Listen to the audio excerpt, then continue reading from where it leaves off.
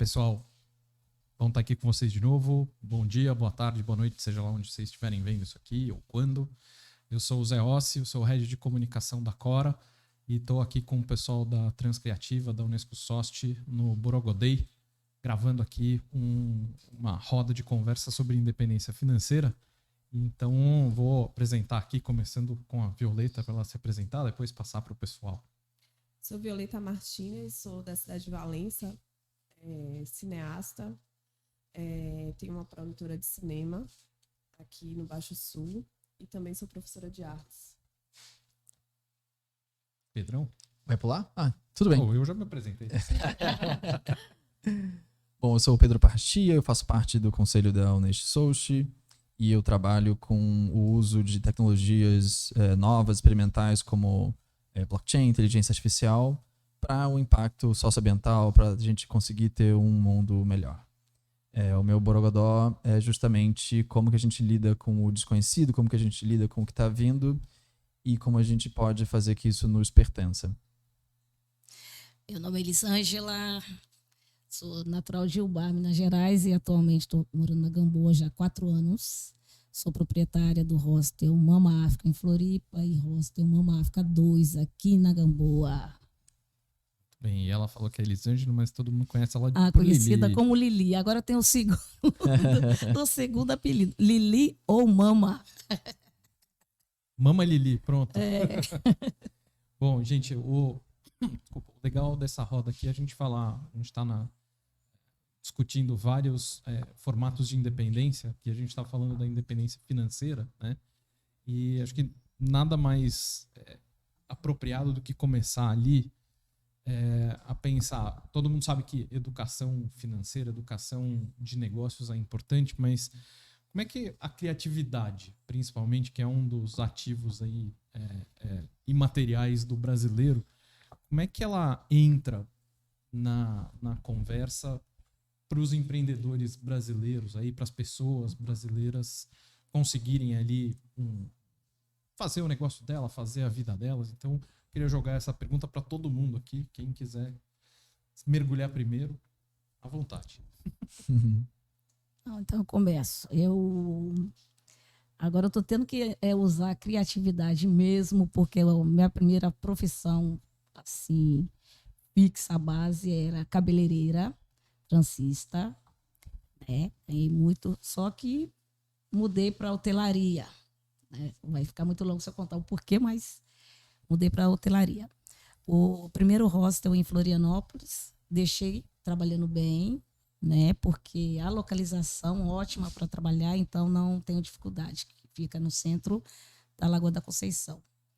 Agora estou na Gamboa, na última rua da Gamboa, e é difícil trabalhar com hotelaria na Gamboa, porque os hóspedes são direcionados para o Morro de São Paulo. Então, a Gamboa fica com... Quando o morro está cheio, é que as pessoas procuram a Gamboa. Então, agora estou tendo que usar mesmo a criatividade. Estou fazendo contato lá no Pelourinho, procuro fazer o contato. E a minha ideia, eu criei o Batuque na Cozinha, que é arte, música e gastronomia. Acontece 3 vezes no ano. O último foi agora 19 de novembro. E aí eu interajo a comunidade, as pessoas da comunidade com o visitante. Então, vem pessoas do Pelourinho, tipo Jorge Washington, Jô Salomão, várias pessoas, personagens do Pelourinho, para Gamboa, trago para Gamboa, eu conto a minha ideia, que a minha ideia é colocar o pedaço do Pelourinho dentro da Gamboa.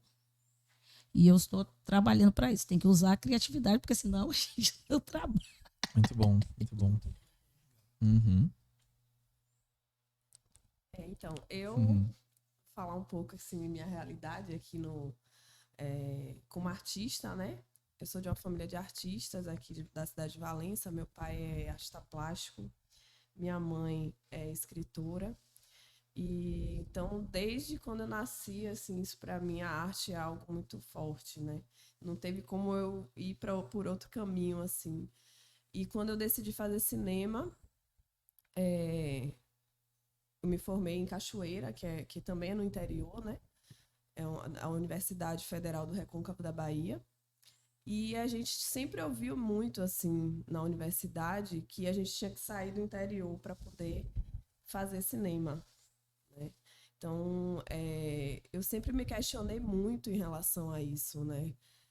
Por que eu tinha que sair da minha cidade para poder ser reconhecido o meu trabalho, para as pessoas conhecerem o meu trabalho.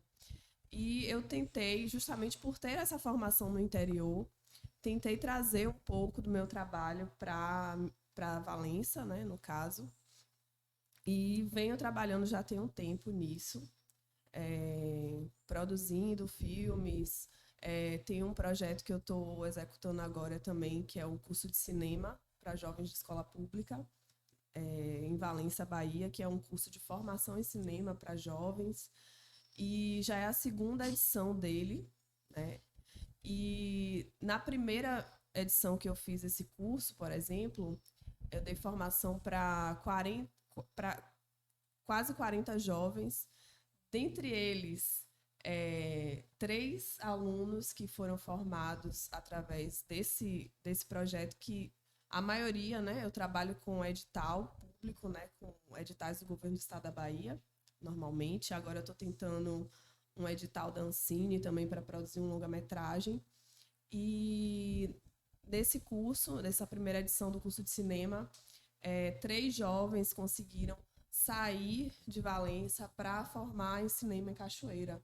E hoje, né, 2 deles, né, que estão se formando, são professores do curso na 2ª edição.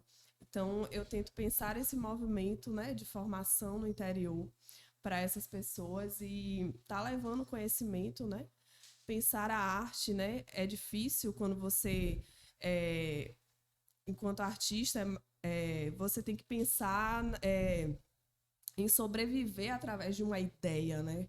Como sobreviver através de uma ideia, algo que sai da sua cabeça e você, de repente, você consegue materializar isso. Isso é muito prazeroso, mas, ao mesmo tempo, é assustador, porque a gente não sabe quando que vai conseguir, né? Não tem muitas vezes, não é sempre, né? Depende de políticas públicas, depende do que está aí, né? Quem é que está governando aí, o Estado, o país, para poder a gente ter os editais para acreditar nas nossas ideias, né? Investir nessas ideias. E aí é muito estável. Eu acho que o artista no Brasil, ele tem essa sensação, assim, de... Ele sempre está em crise, né?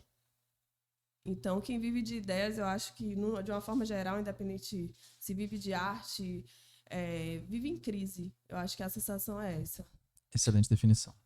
E o legal é quando você traduz isso para o mundo do empreendedor, né? O cara que está botando a cara lá para bater, tá? Enfim, transformando ali a coragem dele, o sonho dele numa realidade, como a Lili estava contando lá da mudança de vida dela. Depois eu acho que seria legal você contar essa história, assim, de como é que você saiu de um tipo de empreendimento para outro, até para demonstrar aí, putz, quais são os desafios que você teve que criar criatividade, né?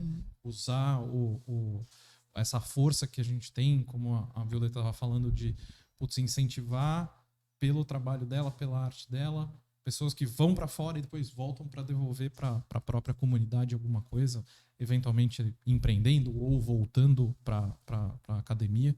Mas acho que é legal esse ponto de conexão com a dificuldade que os pequenos e os médios têm, né? E os micro também têm, que é a falta de visibilidade, né?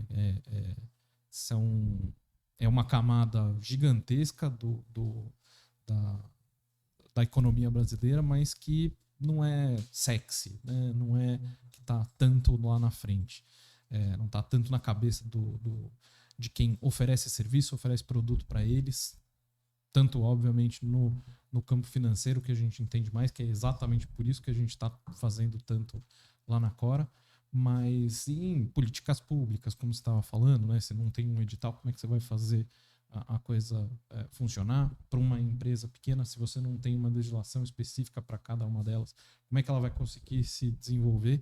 Mas acho que foi... Desculpa a intervenção aí, mas foi muito legal essa conexão aí com o mundo real ali do pequeno empreendedor. Eu passo a bola para você de volta, Pedro, mas era só porque eu achei muito legal essa conexão. Eu arriscaria dizer que parte da sofrência, né, parte de não ser sexy, abrir uma coisa, né, tentar viver de uma ideia, vem de uma questão predatória mesmo, né? As dificuldades, né, de políticas públicas, de acesso a crédito, de visibilidade, de sustentabilidade, elas não são um fato da natureza. Elas não estão aí como uma realidade absoluta. Elas estão aí porque há quem se beneficie disso, né? Porque é do pequeno e médio negócio que bancos tiram lucros recorde, é da informalidade que, enfim, uma série de explorações são feitas sobre a gente, né? Então, quando a gente fala em independência financeira, quando a gente fala em criatividade de empreendimento, a gente também é importante falar de perseverar, não simplesmente de desafios, de desastres como se eles fossem naturais, mas eles são realidades sociais que a gente precisa se unir, né, para conseguir ter uma voz junta, comunitária, frente a esses desafios que não são naturais. Só te complementando aí, eu acho que não é nem tanto a forma como os bancos ganham dinheiro em cima desse pessoal, mas o quanto eles até deixam dinheiro na mesa por não atender esse pessoal de forma correta, né? Porque se for ver, hoje você tem 99% das empresas no Brasil são pequenas e médias empresas. E elas geram 1/3 do PIB brasileiro. Mas você vê o nível de bancarização dela, realmente de uso do banco, é muito pequeno. Porque é muito caro. Porque os bancos, da forma como eles estão organizados hoje, eles têm um foco mais na média grande para grande empresa ou na pessoa física, então você não tem produtos ali para eles, né? E, você está deixando na mesa o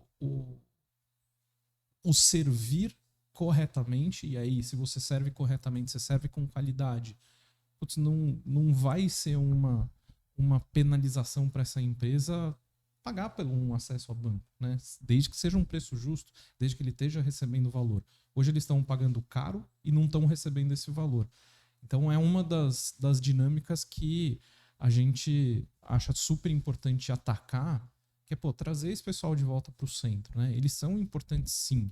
Eles não vão fazer uma propaganda na Copa do Mundo como algumas empresas fazem, mas são eles que vão girar aquela economia, que vão fazer a maior parte das pessoas ganhar o seu dinheiro, né?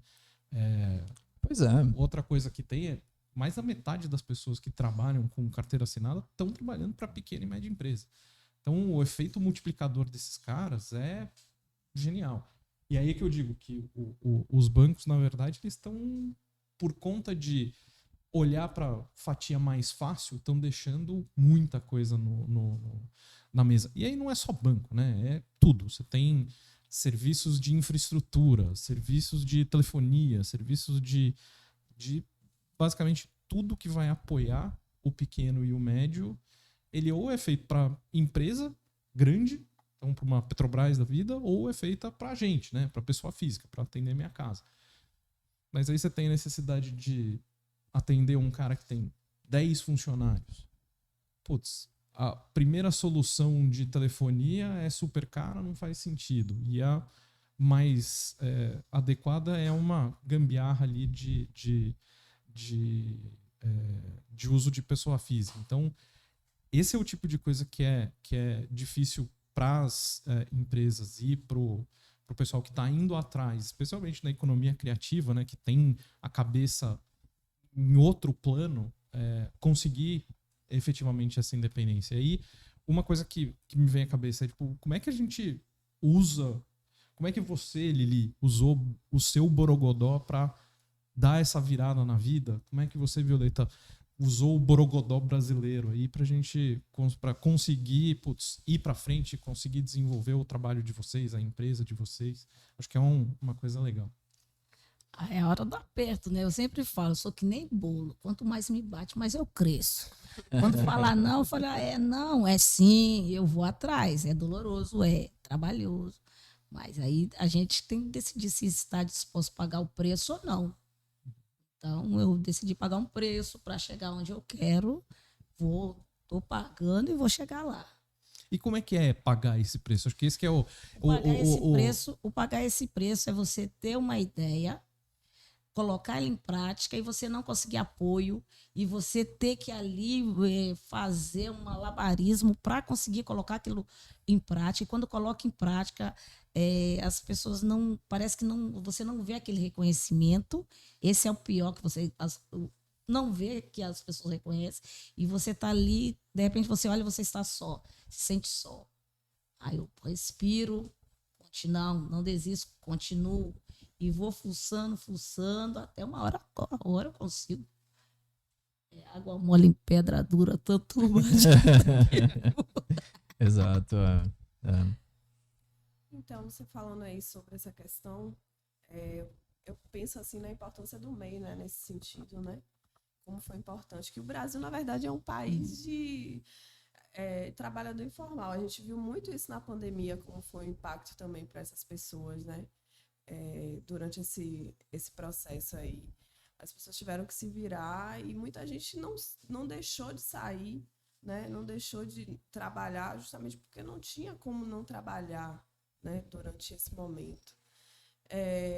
Em relação a minha experiência, eu vejo assim, uma dificuldade muito grande, né? Porque, por exemplo, no cinema, se você não tem, por exemplo, uma empresa, você não tem acesso a certos editais. Então, você precisa de um CNPJ para poder você concorrer um edital da Ancine, né? Se você quer mandar um projeto e tal. Então, você fica meio condicionado a ter um CNPJ, manter uma empresa. Só que sem estrutura, né? Porque basicamente a empresa sou eu. Então, a gente vai levando, vai inventando, vai se adaptando aí, né, a essas condições. Eu vejo muito isso. Legal. E imagino que a dificuldade seja, putz, às vezes você precisa de uma ajuda de uma forma e você não tem a ferramenta para conseguir, porque ela não existe no mercado, ninguém está pensando nisso, né? Porque assim, no cinema, assim, o que eu vejo no Brasil, porque a gente não tem não é uma indústria, né? A gente depende do Estado para produzir. Então, o cineasta no Brasil, ele é produtor, ele é distribuidor, ele escreve os projetos, ele corre atrás, então ele é um faz-tudo, sabe?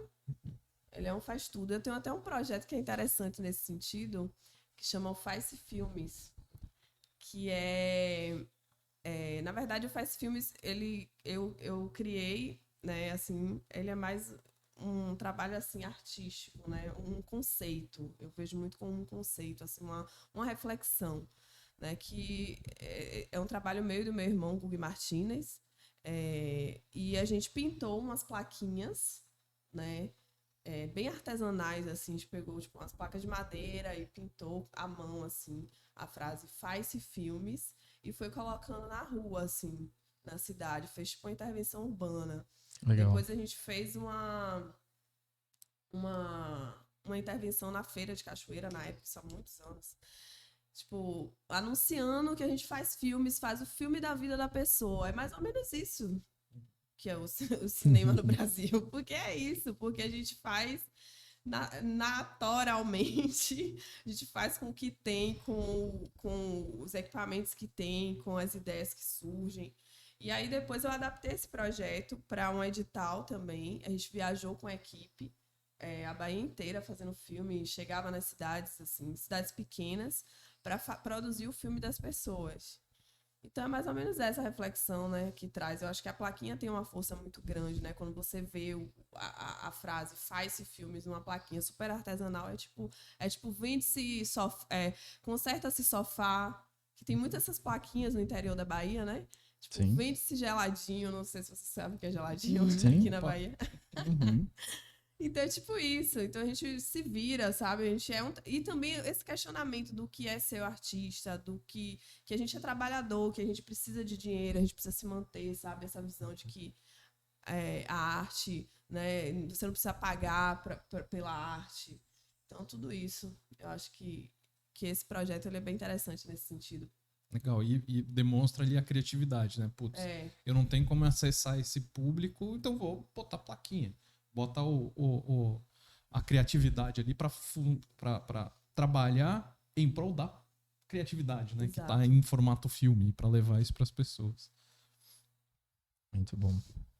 Olha, eu posso dizer que eu já passei por algumas áreas. Eu comecei com a saúde pública, depois eu fui para agroecologia, depois comunicação, até chegar nesse lugar aqui de tecnologia digital. E cada uma delas é uma dificuldade de verba, é uma dificuldade de reconhecimento, de acesso, né? Participei do início de ONGs, de institutos, de startup, de todo tipo de organização. E realmente tentar criar algo de uma ideia, né? Tentar viver de uma ideia, tentar tornar uma ideia da cabeça em realidade. Isso é muito árduo, é muito pouco reconhecido, né? Falta muito apoio. E aí, nessa jornada toda, ficou para mim essa necessidade do apoio. E apoio de quem, né? Para quem a gente pede arrego, colo? Apoio mútuo, de igual, né? E aí, das principais coisas que eu tento fazer hoje são fomentar, elaborar, facilitar novas formas de a gente apoiar os nossos iguais. Né? Como que a gente consegue, então, um apoio mútuo em escala, assim, coletivamente? Como a gente consegue se unir melhor, trocar nossas dores, acalentar nossas mágoas, assim? Quantas pessoas, não só no Brasil mesmo, mas pelo mundo, não tem dores parecidas? A gente não consegue trocar ideias, se unir e, em termos concretos, não só simplesmente um tapa nas costas ou também pensei nisso, mas a gente se financiar, a gente fazer as pontes para trabalhos concretos acontecerem, né? Todo o poder de mobilização. Eu acho que tem sido essencial, assim, ter sido um borogodó, talvez. Uhum. E até não é só um financiamento financeiro, né? Um financiamento intelectual. Super. Tipo, de divisão ali de conhecimento. Ontem mesmo a gente estava conversando, né, Lili, que você abriu o Mama África 2 aqui, mas vocês estavam aqui, que também funciona de vez em quando como pousada, para poder um aprender com o outro, porque vai ter espaço para todo mundo, especialmente no campo do pequeno, do médio empresário. Não é porque o cara vende o geladinho, que eu conheço como sacolé, aqui nessa casa, que aquele cara que está 3 casas para frente é concorrente dele. Vai ter gente para atender os dois, né? E essa colaboração é muito legal. Conta um pouquinho dessa tua experiência de como é que é colaborar com aqueles caras que, pro capitalista moderno, a visão é de ele é meu competidor, porque eu tenho uma pousada, ele também tem. Mas como é que é a verdade disso? Não é competição, né? Todo mundo tá junto ali no bar. Não precisa ser, né? Agora, se alguém acha que eu tô competindo, problema, eu não vejo isso. Eu corro atrás e eu acho que deveríamos unir e pensar uma estratégia como trazer o capital, como trazer o cliente, o hóspede, unindo. Mas eu não vejo concorrência, porque cada um tem um jeito de atender. Cada um tem um perfil por exemplo, eu tenho um perfil de hóspede que outro não tem. Sim. Né? Sim. Mas você pode enfrentar um problema com o teu perfil de hóspede, que é o mesmo problema que o cara com um perfil de hóspede diferente tem também, mas aí vocês conseguem se ajudar, né? Sim. Super. É muito legal essa visão de comunidade que acaba se formando quando você entra no ponto um pouco menor, um pouco mais perto da escala humana do que super grandes corporações, e isso é importante para você conseguir a independência financeira, que não está só no dinheiro, está também no conhecimento, em como que você cai, levanta, aprende, tem outras formas de se apoiar, de aprender e conseguir seguir, né?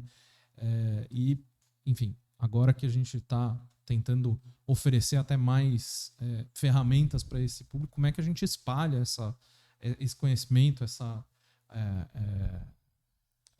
a ciência de que existem formas de prosperar sem ter que, enfim, como ser independente junto, né? Exatamente. Como uma que a gente pode ser independência independente juntos? É uma independência que não é, solitária, né? É exatamente isso, uma independência colaborativa, uma independência conjunta, né? Mas a gente estava falando até no começo sobre crédito, a Lili falou disso, a Violeta falou também. A gente vê, e isso é fato, nas conversas que a gente tem com os nossos, com as pessoas que são clientes nossas, que muitas vezes os pequenos eles têm aquela visão de que crédito é ruim, né? Putz, o crédito, eu só vou pro crédito quando eu tô ferrado, porque não deu nada certo, então eu vou pedir coisa emprestada. Mas, na prática, a gente sabe que o crédito, na verdade, ele é uma baita de uma alavanca, né? Quando ele é bem utilizado, ele é uma alavanca. Como é que a gente consegue influenciar, como é que a gente consegue passar essa mudança de paradigma para as pessoas que estão ouvindo a gente? De, putz, olha, talvez você tá com a conta zerada, mas não dever nada, isso não é tão bom quanto você tá produzindo mais e ter pegado um dinheiro para poder produzir mais. Como é que vocês veem essa realidade, essa mudança de paradigma? Eu acho que arriscar é importante, né, em tudo, assim, na vida, né? Então, tem que investir, tem que pensar, enfim, eu não sou muito dessa área de... eu sou mais do campo das ideias mesmo, assim, eu não sou dessa parte do mercado tão ligada, mas eu acho que eu mesmo tenho essa dificuldade, né, de pensar isso, né, de como fazer a minha empresa crescer mais, como investir. Então, acho que falta um pouco também de informação, assim, né, de ter um certo suporte para essas pequenas empresas, assim, principalmente para quem está aqui no interior, assim. Mas é falta de exemplo, é falta de acesso à informação, experiência. Acho que de experiência para mim, assim. Minhas experiências, assim, na minha área, assim, por exemplo, eu tive recentemente uma experiência dentro de um longa-metragem que rodou aqui no Baixo Sul agora, depois de 10 anos de formado. Então, acho que ter essa visão do que pode ser, sabe, a minha empresa. É uma produtora que chegou de fora e trouxe o filme, fez o filme aqui. Como é que a minha empresa também poderia fazer isso? Então, eu ainda estou aprendendo, a verdade. Eu tenho 10 anos de formado, mas eu estou aprendendo ainda, sabe? Para sempre, né? Essa sensação. Sim. E aí, você tá ligado também, né?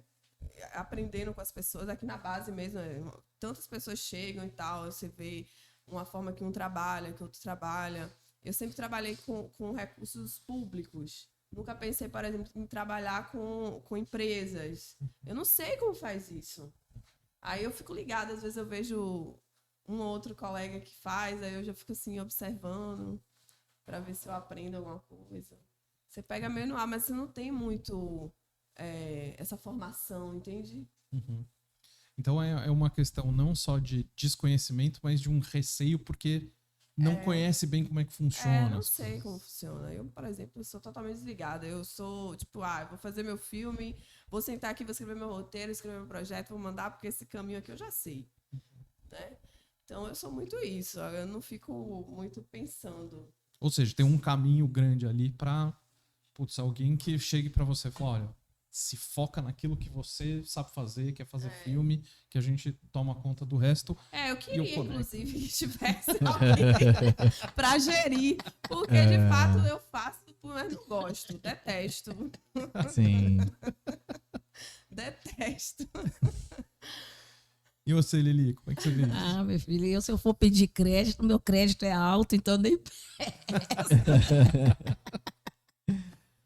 Mas como é que é o não pedir o crédito? É mais por uma questão de, putz, se eu tiver esse negócio eu vou torrar ou eu vou fazer esse negócio virar uma coisa... Eu nunca consegui crédito em banco, não. Eu chego lá, eu falei, cartão de crédito, eles querem me dar só débito. Eu falei, mas o que é que tem?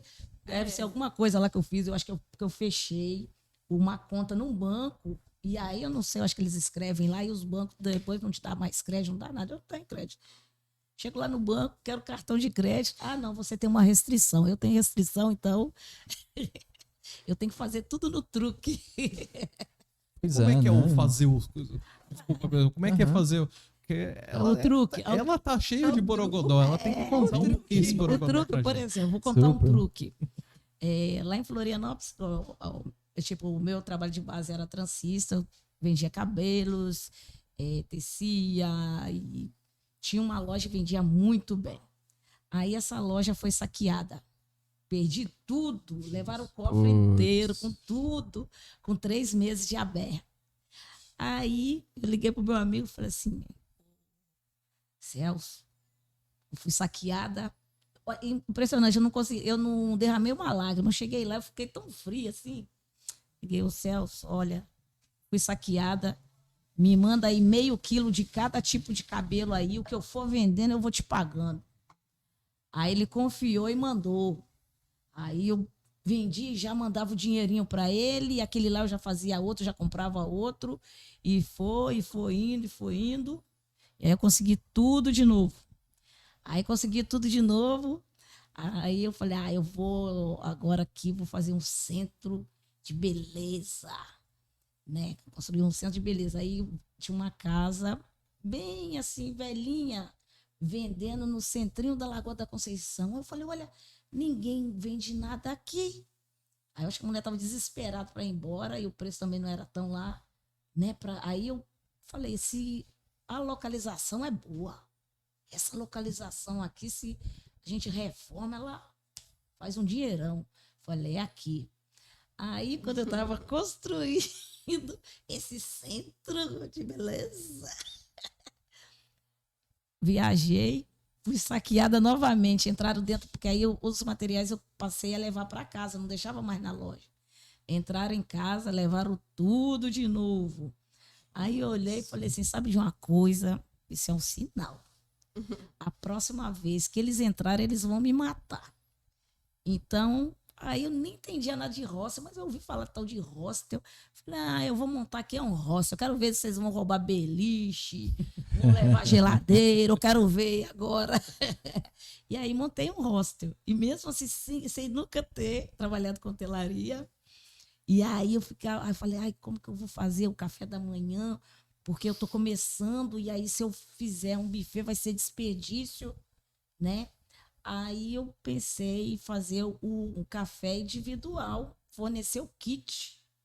Eu falei, aí eu montei um kit onde a pessoa fique satisfeita, então, e cada dia é um kit diferente, porque é chato pra caramba, você vai no hotel, você chega lá, pode ter aquele buffet enorme, mas a mesma coisa... Aí aquilo já não dá nem vontade de comer, que é tudo a mesma coisa. Aí eu falei, não, eu não posso colocar, 5 tipos de bolos todos os dias. Não, um dia, como é um kit, eu coloco um bolinho de um sabor, no outro dia de outro. Aí para ficar diferente, eu boto lá uma batata doce com creme de gorgonzola, aí vou mudando o cardápio. Se você ficar 15 dias no meu hostel, 15 cardápios diferentes. Muito Eu legal. já quero ir. Eu também. Aí meu truque, aí todo mundo, aí as pessoas vão dormir. Lili, que vai ser no café da manhã?